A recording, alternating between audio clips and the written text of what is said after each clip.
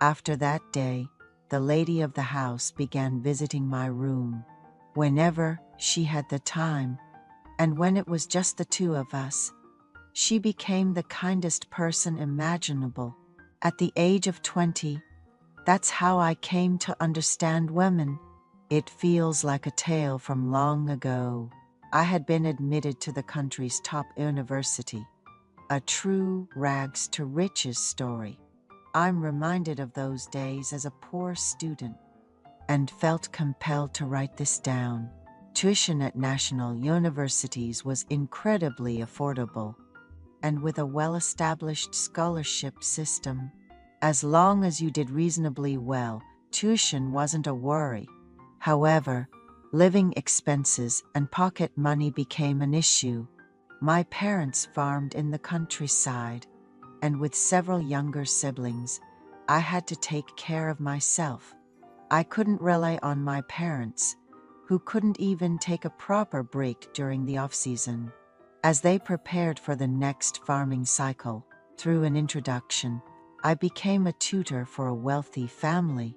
My university was, and still is, a top school, so I had no trouble finding such a position. The families looking for live-in tutors at that time either had the means, but not the time to attend to their children's education, or preferred to delegate their child's exam preparation entirely. Although I would have liked a position in a home with a pretty female student, that wasn't something I could choose. Moreover, I had never tutored before, so I had to go with the family I was introduced to. The child I was to tutor was a boy, just past puberty, in his third year of middle school, and the only son of a wealthy family that owned a large factory. His name was James. His grades were average, but he had a gentle and mild disposition. I was cautious at first, wondering if he might look down on me because he was the son of a wealthy family and I was a hired teacher. But he wasn't that kind of spoiled child. The first time I met James' mother, she struck me as quite stern, with her pale skin and black horn-rimmed glasses. She seemed very cold and aloof when she called her son and said, "This is the teacher who will be helping you with your studies. Ask him anything you don't know." James only quietly responded, seemingly unable to adapt to this unfamiliar atmosphere. When she inquired about my entrance exam scores, her cold demeanor seemed to soften slightly.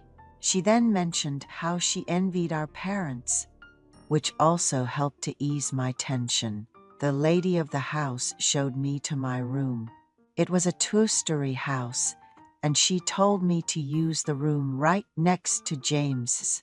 It was the smallest room in James's house, but having my own room there made me feel at ease. I had been introduced to James's family in the middle of the summer break, staying uncomfortably in a senior's apartment. But upon seeing the environment at James's house, I immediately decided to move in. James' mother set 3 conditions.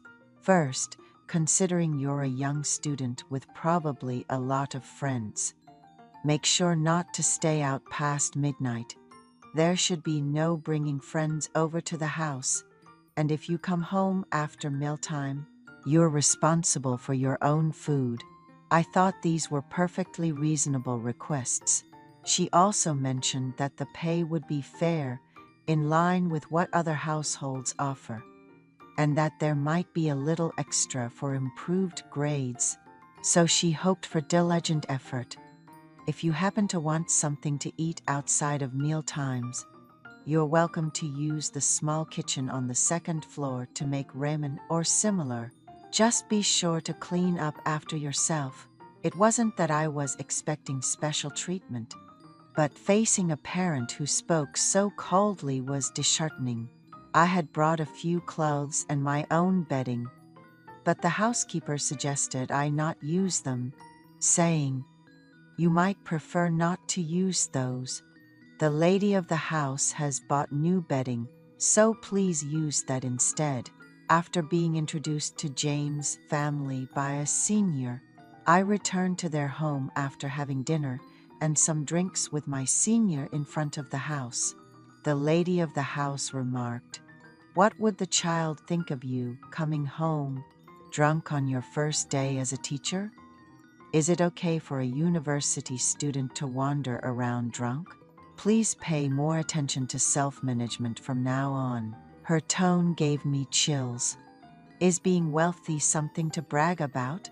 I got into the top university in our country without even attending a preparatory academy.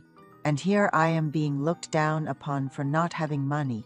I felt so wronged that I almost cried, but I held it back, finished unpacking, and thought to myself that all that was left was to get used to this house. As soon as I covered myself with the new blanket, I fell into a deep sleep, even if it was just for a short while. That's how the day went. The lady knocked on my door and then started opening my wardrobe. Seeing my shabby underwear and the few clothes I had, I wished for a mouse hole to disappear into. "You can't stay in our house on the days you come home drunk.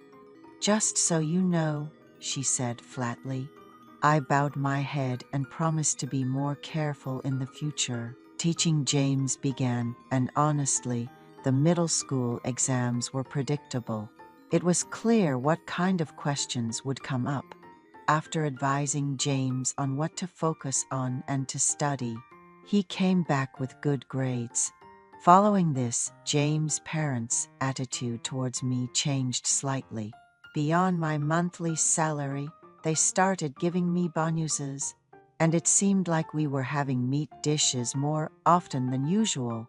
Mrs. Smith always had a frosty demeanor, and it was hard to find a smile on her face. James was an average student in my class until I started tutoring him, and then he began to excel, much to everyone's surprise. Mr. Smith, always busy with his business, was thrilled with his only son's improvement and decided to throw a party to celebrate. He bought an enormous amount of groceries, and with the help of the maid, they started preparing. When I offered to help, Mrs. Smith suggested I try a foreign liquor her husband had brought back from a trip. It was my first time trying whiskey, strong but smooth. I was over the moon knowing my students' success led to a bonus and a party.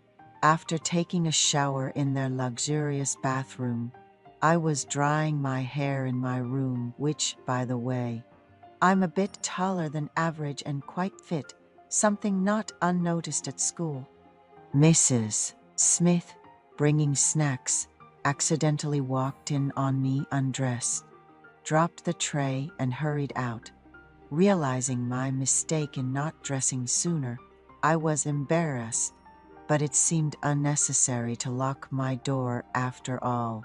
However, Mrs. Smith's attitude towards me subtly changed after that incident. She even bought me new underwear, telling me to feel more at home and no longer worry about such chores. I thanked her, mentioning my salary, but she insisted it was a gift, considering me like a son. It was hard to adjust to this new warmth from her. One evening, with Mr. Smith away, Mrs. Smith, James, and I had dinner. After cutting some mangoes, she suggested watching a popular TV show, but James went to bed early. Mrs. Smith then expressed a wish for us to spend more comfortable time together. The cold beer and the mango were a revelation. Mrs. Smith, usually so formal, was dressed casually, perhaps because her husband wasn't home. Feeling tipsy, I excused myself to bed, but she later knocked on my door, confessing she couldn't sleep well alone and asking for my company.